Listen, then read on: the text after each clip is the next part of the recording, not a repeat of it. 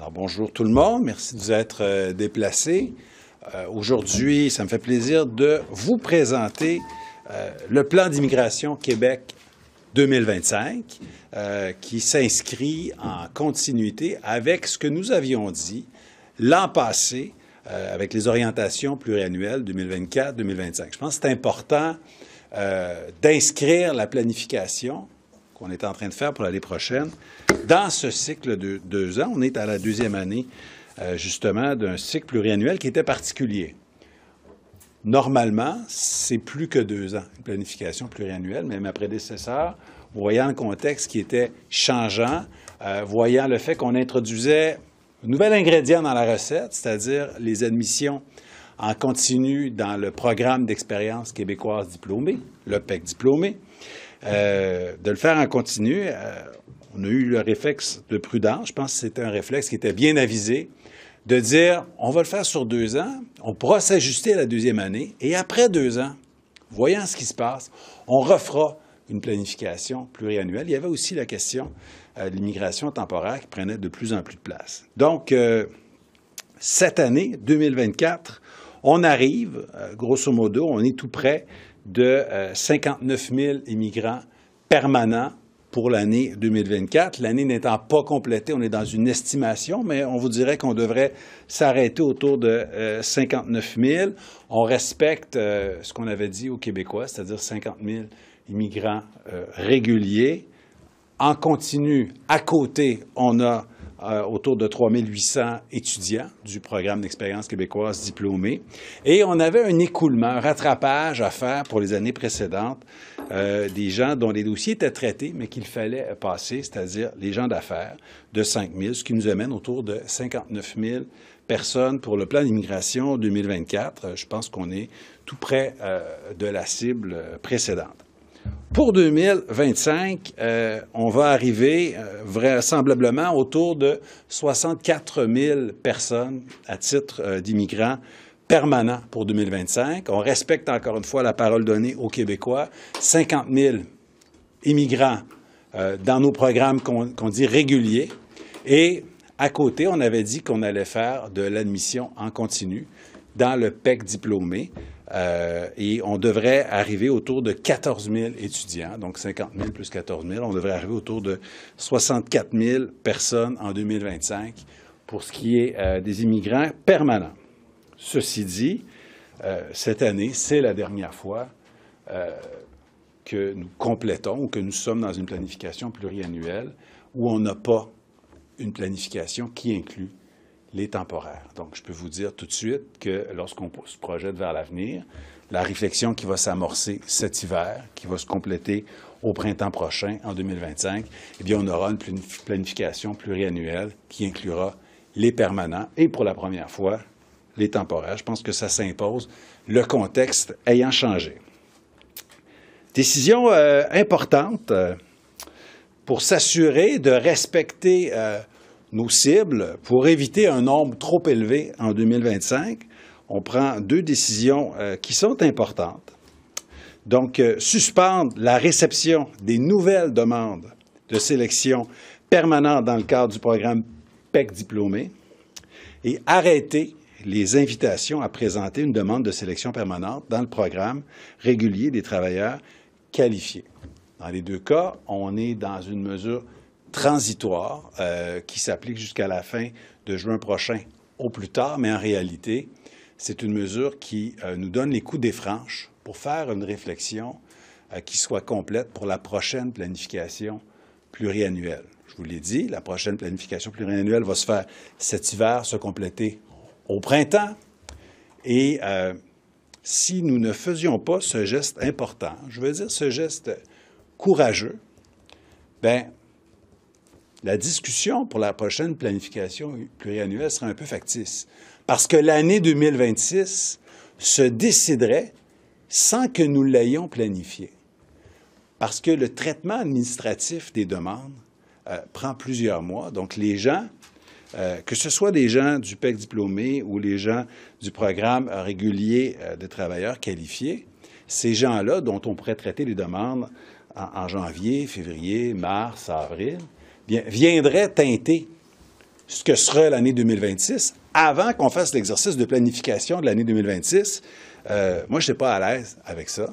Je tiens à ce qu'on fasse une réflexion qui soit honnête et que l'année 2026 et les années subséquentes soient fidèles à nos réflexions puis à nos décisions. C'est trop important pour ne pas le faire. 2-3 précisions et ensuite, je prends vos questions. Je tiens à dire que l'année 2025 sera une année exceptionnelle dans le sens où, pour la première fois, la proportion de personnes immigrantes connaissant le français devrait être autour de 80 %, toutes catégories confondues, même en comptant la réunification familiale, même en comptant les réfugiés et les demandeurs d'asile. On devrait avoir, parmi nos immigrants réguliers, autour de 80 personnes connaissant le français. C'est une première et je pense que, comme gouvernement nationaliste, on peut être extrêmement fier de ça. Deuxièmement, l'année 2025 atteindra aussi un sommet pour ce qui est du nombre de personnes qui sont ici à statut régulier et qui deviennent des immigrants permanents. 2025, 53 % des immigrants permanents seront des gens qui sont déjà sur le territoire québécois. Ça aussi, c'est un sommet. Donc, on a des gens qui sont davantage intégrés et on vient faire ce que l'on dit. On fait ce qu'on dit. On dit ce qu'on fait. On vient réduire de cette manière aussi le nombre d'immigrants temporaires sur le territoire québécois. Donc, réduction des temporaires, augmentation des gens qui parlent français. Je pense que ce sont des choses qui sont importantes puis qui méritent d'être soulignées. M. Robert, c'est un coup de frein que vous donnez aujourd'hui, là. C'est un coup de frein que vous donnez pour 2026. Et quel est l'objectif de ce coup de frein? Les 2 décisions que j'ai annoncées, là, la suspension de la réception des demandes de sélection pour le PEC diplômé, puis l'arrêt des invitations pour présenter une demande dans ce qu'on appelle le PATQ, ces 2 gestes ont 2 objectifs. S'assurer que 2025 soit une année qui soit contrôlée et qu'on soit autour de 64 000 personnes. Si on n'avait pas pris cette décision courageuse, on aurait pu frôler le 70 000 immigrants permanents. C'est beaucoup trop pour notre capacité d'accueil. Et deuxièmement, ceci nous donne la marge de manœuvre pour avoir une discussion franche, mais aussi honnête pour la prochaine planification 2026. C'est nécessaire. Les gens qui dénoncent ces décisions-là sont des gens qui voudraient qu'il y ait 70 000 permanents l'an prochain ou qui voudraient décider 2026 sans conversation nationale. Dans les 2 cas, c'est pas responsable. Vous parlez de discussion honnête. Vous préparez le terrain pour une réduction à partir de 2026 du nombre d'immigrants permanents. La planification pluriannuelle va se tenir, là, je dirais, cet hiver, se compléter ce printemps. C'est sûr que moi, je vais demander, parmi les scénarios, au moins un scénario de baisse. D'accord? Et je vais demander aussi un scénario dans lequel le programme PEC diplômé est réintroduit parmi des immigrants économiques réguliers. Mais ce sont des scénarios, d'accord? J'exige d'avoir ces scénarios-là de mon équipe. Je veux les étudier sérieusement. Maintenant, on va quand même tenir des consultations avant de tracer la ligne. PEC diplômé, parce que bon, c'est une décision qui a été prise pas plus tard qu'en novembre 2023 par votre prédécesseur. Pourquoi on est allé de l'avant avec une décision de ce type-là? Bien, je pense que la décision était motivée par le fait que les étudiants qui diplôment en français ici, évidemment, n'ont pas d'enjeu de reconnaissance des diplômes, sont assez jeunes, donc nous aident d'un point de vue démographique par le français et sont souvent diplômés dans des institutions régionales, donc nous aident à la régionalisation. Je pense que c'est une mesure qui est intéressante. Je la renierai pas, absolument pas. Ça se peut qu'on poursuive dans cette voie l'an prochain, mais je veux qu'il y ait plusieurs scénarios sur la table et je veux surtout ne pas décider aujourd'hui de ce qui se passera en 2026, 27, 28. Il faut poser le geste. Vous voulez réduire de moitié, là. Vos projections, c'est de réduire de moitié. À quoi vous faites référence? Par rapport à l'immigration actuelle, l'objectif, c'est d'atteindre 43 000, c'est de réduire, vous n'avez pas le choix. Je m'excuse. Je m'excuse, mais ce que je dis, c'est que je veux plusieurs scénarios, dont des scénarios de réduction. Est-ce que c'est d'accepter des demandes en continu? Est-ce que c'est ça qui a mené à la situation que vous dénoncez d'une certaine façon, où vous auriez eu jusqu'à 19 000 demandes, ou admissions plutôt pour 2025? Est-ce que c'était une erreur, au fond? En fait, je dénonce absolument rien. Je pense que les Québécois s'attendent à ce qu'un gouvernement fasse preuve d'agilité, suive en continu ce qui se passe, monitore ce qui se passe dans ses programmes, puis fasse des ajustements quand c'est nécessaire. Aujourd'hui, on fait un ajustement de manière à, comme disait Horacio Arruda, réduire la courbe. Vous respectez la parole donnée aux Québécois, alors que la plupart, ce qu'ils ont retenu, c'est qu'aller au-delà de 50 000, ce serait suicidaire. C'est ça que les gens ont retenu des paroles de M. Legault durant la campagne électorale. Puis là, vous dites à 60 ou même 65 000, on respecte la parole donnée aux Québécois. Comment vous pouvez dire ça? Bien, on respecte la parole donnée. On a dit 50 000 réguliers, puis après ça, on leur a expliqué qu'on voulait, à côté, admettre des gens qui sont diplômés ici dans des institutions québécoises francophones. Et le résultat de ça, c'est que 2025, on va avoir un sommet inégalé d'environ 80 % d'immigrants réguliers qui parlent français. Il n'y a aucun gouvernement qui a jamais atteint ce seuil. Mais quand même, je reviens. Mais en campagne électorale, c'était assez clair là, ce qui se disait sur l'immigration. D'ailleurs, on se limitait à parler d'immigration à l'époque qui était permanente. Bon. Là, il était acquis. Là. Le premier ministre, il l'a dit, qu'atteindre des seuils de 60 000, comme certains réclamaient, ce serait du suicide là, pour l'avenir du français. C'est quand même ce qu'il a dit. Ce serait un peu suicidaire, pour reprendre exactement ces termes. Là, aujourd'hui, les Québécois voient vous parler de 64 000. La fourchette va jusqu'à 67 000. Bon. Expliquez aux Québécois pourquoi vous donnez pour objectif quelque chose qui était qualifié d'un peu suicidaire il y a 2 ans. La déclaration du premier ministre a été faite dans un contexte où le pourcentage d'immigrants permanents francophones était beaucoup plus bas. Quand on change des paramètres, puis il y a beaucoup de paramètres, là, on parle d'un tableau ici, là, on a plusieurs grilles d'analyse. Quand on change la grille d'analyse et qu'on augmente le nombre de personnes qui sont des francophones diplômés au Québec, intégrés au Québec, je pense qu'on peut ajuster notre gouvernance sans d'aucune manière renier ce qui a été dit. C'est donc ceux qui disaient à l'époque, ils vous répondaient, ouais, mais c'est justement si on fait des efforts pour la francisation, ben, on peut y arriver à des seuils de 60 000. Là, j'essaie de comprendre la trajectoire. Ben, je parce que là, j'ai préparé un scénario de base clair pour 2026 et les années suivantes. Là, je me mets à la place là, du Québécois qui vous entend. Là. Lui, il cherche à savoir, mais on s'en va où, là? On s'en va où en immigration? On s'en va vers une immigration où on fait passer davantage de personnes du statut de temporaire à permanent s'ils sont bien intégrés à la nation, parlent français, contribuent à l'économie. OK. Donc là, l'idée, ce serait d'utiliser le bassin qu'on a déjà pour arriver à une immigration permanente qu'on ne situerait pas à des niveaux comme 64 000. Les seuils, là, écoutez, on va les définir l'an prochain. Les seuils de 2026, 2027, 2028. Aujourd'hui, je viens faire le bilan de 2024. Et le document que je dépose, là, c'est le plan d'immigration du Québec 2025. Si vous voulez qu'on discute ensemble de la planification pluriannuelle 26, 27, 28, bien, moi, je vous donne rendez-vous dans quelques mois. Je ne vous dirai pas ce matin c'est quoi la planification pluriannuelle sans avoir fait une analyse exhaustive. Le Parti québécois pense que c'est ça qui arrive. Lui, il pense que parce qu'il y a un communiqué de presse le lundi, là, le mardi, le gouvernement change de posture, là, il est dans le champ gauche, pas à peu près. C'est pas de même ça marche. Vous dites pas à la FCEI ou au Conseil du patronat qui dit ce matin on va avoir des difficultés, nous autres, à recruter des travailleurs, on va se retrouver à problème. Bien, je pense que la réaction de certaines associations a été faite avant le dépôt du plan. Je pense peut-être à la lecture de certains articles. Maintenant qu'ils ont le portrait complet, ça fait quoi, 1h30 que ça a été déposé, je pense que les gens vont voir qu'on a une démarche qui est tout à fait responsable. Vous avez mis un moratoire sur 2 programmes aujourd'hui. Oui, on a mis un moratoire sur 2 programmes. Il fallait le faire. Il fallait le faire pour respecter nos cibles de 2025. Écoutez, il y a des gens, là, à chaque fois qu'on parle d'immigration, il y a des gens qui trouvent qu'on en accueille trop. Il y a des gens qui trouvent qu'on en accueille pas assez. Et quoi qu'on fasse, ça sera toujours ça quand c'est notre gouvernement, parce qu'on n'est pas des extrémistes. Si vous visez à réduire le nombre d'immigrants permanents, pourquoi pas déjà pour 2025 avoir donné des cibles encore inférieures à ça? Parce que là, on fait l'addition, puis c'est quand même plus que 2024. Je comprends mal votre question. M'excuse. Il y en a quand même plus. C'est une fourchette de 64, 67. Ouais. Puis éventuellement, vous visez de descendre. Là. Ben, je veux dire, pourquoi vous ne l'avez pas déjà ciblé plus bas?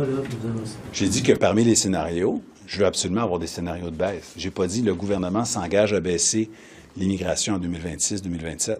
Ça fait partie des scénarios. Pour convaincre les Québécois, là, vous dites, bon, l'an prochain, ça sera jamais vu, là, ça va être principalement des gens qui parlent français.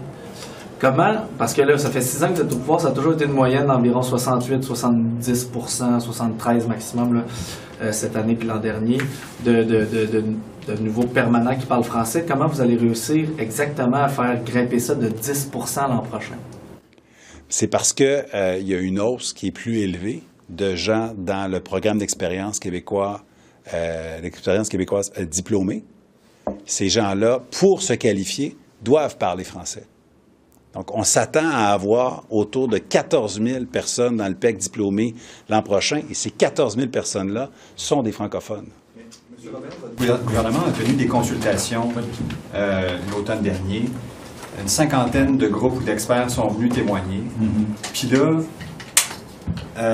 1 an plus tard, vous changez de cap, au fond, sans avoir mené de nouvelles consultations. Est-ce que c'est pas ignorer d'une certaine façon ce que sont venus vous dire les groupes et les intervenants? Bien, je m'excuse, mais je pense pas qu'il y ait un changement de cap. Les décisions prises aujourd'hui, l'annonce prise pour le plan 2025 respectent la planification pluriannuelle. La planification pluriannuelle disait qu'il allait avoir des gens dans le PEC diplômé, puis on s'enligne pour avoir en 2025 autour de 14 000 personnes dans le PEC diplômé. Je pense que c'est raisonnable. Je veux juste revenir sur le français. Dans le fond, votre argumentaire pour augmenter les seuils, parce que clairement, vous allez beaucoup plus haut que ce que le premier ministre avait dit en disant que c'était suicidaire d'aller dans ces seuils-là. Là. On atteint les seuils suicidaires que le premier ministre disait. C'est dans le fond de dire s'il parle français, c'est pas suicidaire, c'est ça? Bien, je pense qu'il ne faut pas considérer de la même manière. C'est ça comme objectif. Dans le fond, là, devant le fait accompli. L'accueil des migrants qui arrivent de l'étranger, qui ne parleraient pas français, avec l'accueil des migrants qui habitent sur le territoire québécois, qui sont diplômés dans nos institutions et qui parlent français. Donc, il me semble que c'est complètement différent. Ouais, je réponds. Comment, je reviens à ce que Tommy avait dit avec ça. On essaie de comprendre. Vous n'aviez jamais dit à la population que vous alliez aller dans ces seuils-là. Là, vous arrivez avec c'est le fait accompli pour 2025. Expliquez-nous pourquoi vous avez pris cette décision-là sans l'annoncer avant. Je m'excuse, mais je pense qu'on se comprend mal à ce moment-ci. Cette décision-là, elle a déjà été expliquée. Nous avons dit l'an passé qu'on allait accueillir 50 000 plus du PEC diplômé. La nouvelle n'est pas là aujourd'hui. Je vais aller en anglais. Je vais aller en anglais. J'ai déjà... In 2024, Mr. Roberge, the Legault government didn't put a cap on the Quebec Experience program.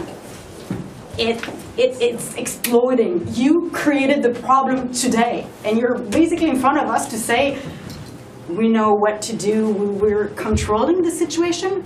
How come? How come you're controlling the situation? Yeah, of course we're controlling the situation. We are using our leverage to make adjustment when the situation change. And I think this is what a good government should do. I'm taking advantage of the tabling of the Quebec Immigration Plan 2025 to announce a moratorium on 2 permanent immigration programs. The Quebec government is implementing 2 new measures to respect our target numbers and to protect our room for maneuver for the next multi-year plan.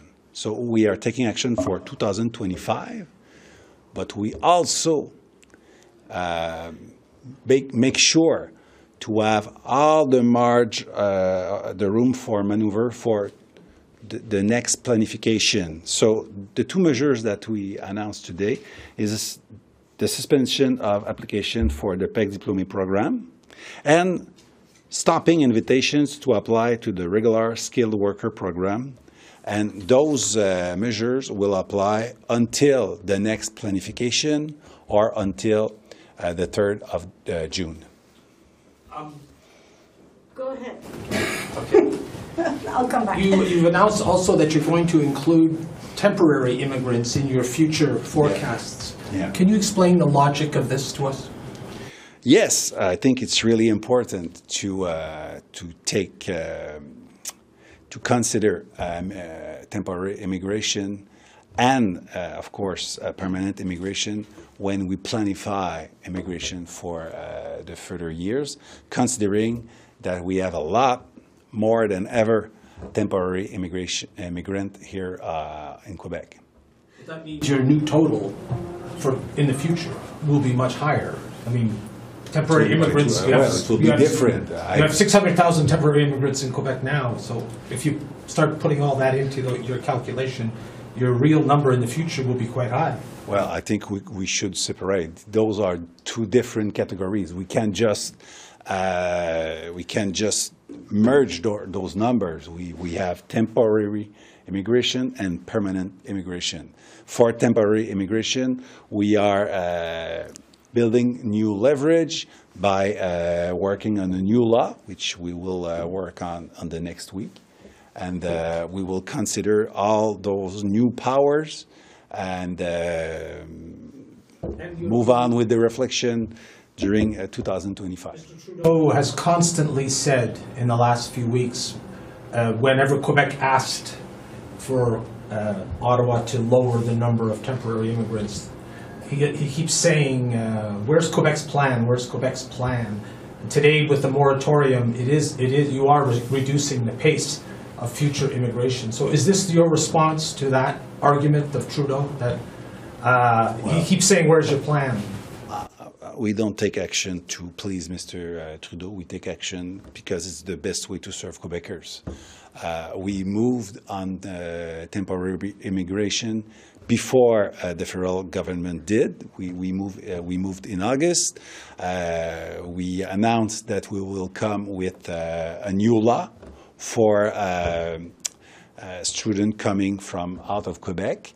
And we are moving forward. And a part of our plan is to force the federal government to move. And we did had some win, despite what the PQ is saying. For le Programme de Mobilité Internationale, the federal government took some action, reducing the numbers. We think they should go further, but they did move on that matter. And we had a new gain during the past weekend, while the federal government announced that they will have des exigences, I don't know. New criteria, thank you, about learning and mastering the French language for le Programme de Mobilité Internationale. So those are new gains. It's the first time that the federal government go that way. So I think we should be proud of this, but it's not enough. But we take what we got, and we're continuing working to get better and better. What do you say to Quebecers that are at home right now, listening to you, having a hard time to follow you with your immigration plan? The CAQ went down, the CAQ went up, the CAQ opened the door for the PEC program, and now the CAQ is seeing all those numbers and saying, well, we have to put a freeze until next June. It's hard to follow you. What do you say to Quebecers? I don't think that Quebecers are confused. I think this is like it's a spin. It's what opposition wants Quebecers to think. But in fact, we are following our plan. We are doing what we've said for 2024. We are doing what we've said to 2025. And seeing that the number may go too high, we are taking action, so we are in control. If we don't take action, maybe Quebecers should say, well, maybe they don't control their immigration right. But we do take action. We are monitoring what's happening and adjusting what we need to do. So I think I don't think nobody serious in Quebec thinks that we lost control. What do I don't think so. Excuse me. To come.